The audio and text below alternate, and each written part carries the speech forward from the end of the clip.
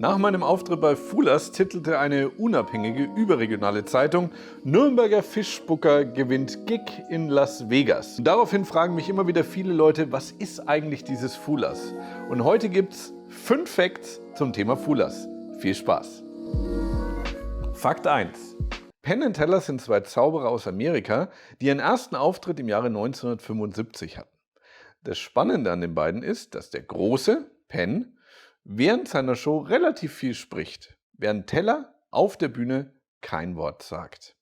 Und diese beiden sind nicht nur in der Zauberszene sehr bekannt, sondern sind in Amerika tatsächlich mittlerweile richtige Celebrities, hatten extrem viele Fernsehshows, sind große Skeptiker, also tolle Shows, die beiden auch gemacht haben. Im Jahre 2010 sind die beiden dann auf eine Produktionsfirma zugegangen und haben gesagt, sie wollen eine toll produzierte Zaubershow machen fürs Fernsehen und dazu bekannte und unbekannte Zauberer als Performer einladen. Die Produktionsfirma hat gesagt, ja gut, da fehlt uns noch so ein kleiner Kick.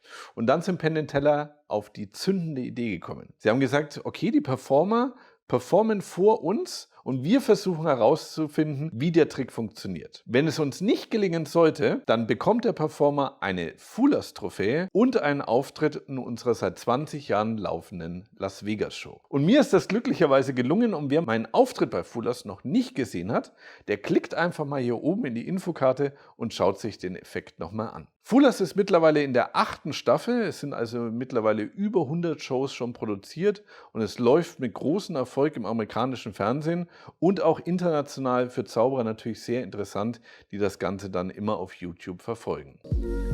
Fakt 2.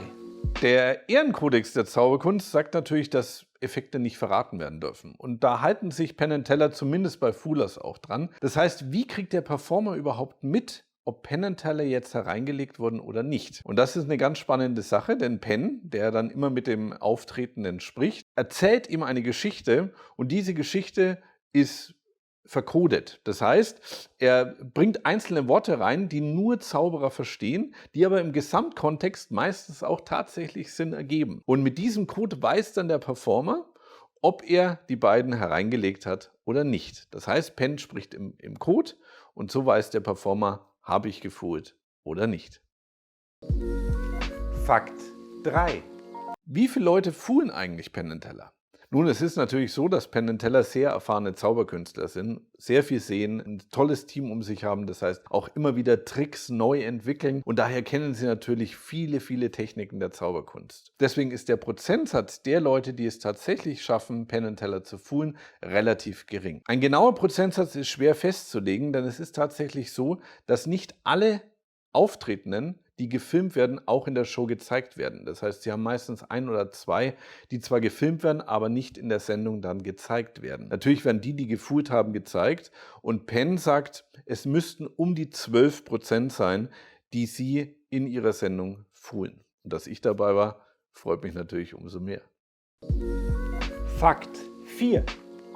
Viele Leute fragen mich immer, ja, dieser Teller, der spricht ja gar nicht. Aber, wenn man genau hinschaut, hat er immer ein Mikrofon am Revers. Und das liegt ganz einfach daran, dass während die Moderatorin Alyson Hannigan, die vielleicht einige von American Pie oder How I Met Your Mother kennen, sich mit dem Auftretenden unterhält, dass währenddessen Penn & Teller sich beraten, um herauszufinden, wie die Nummer funktioniert. Dabei sind deren Mikrofone offen und es hört eine Jury, die in der Regie sitzt, hört mit, was die beiden sagen. Und natürlich wollen sie auch Teller verstehen und deswegen hat Teller während der ganzen Show ein Mikrofon am Revers. Fakt 5.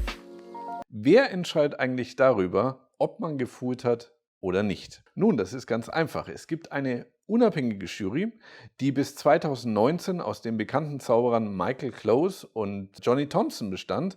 Johnny Thompson ist leider 2019 gestorben. Michael Close ist immer noch dabei und der Auftretende muss vor der Show seinen Effekt der Jury präsentieren und dabei ganz genau erklären, wie der Effekt funktioniert. Das heißt, die Jury weiß, wie das Ganze funktioniert und kann natürlich die Aussagen von Penn & Teller entsprechend interpretieren und entscheidet dann letztendlich darüber, ob der Auftretende Penn & Teller reingelegt hat oder nicht. Das waren meine 5 Fakten zum Thema Fool Us. Danke fürs Einschalten. Wenn euch mein Video gefallen hat, dann liked und kommentiert gerne. Wenn ihr mehr wissen wollt über meinen Weg in der Zauberkunst, meinen Weg zu Fulas, dann abonniert jetzt gerne meinen Kanal und dann gibt es bald mehr von mir und meiner Zauberkunst. Bis dann!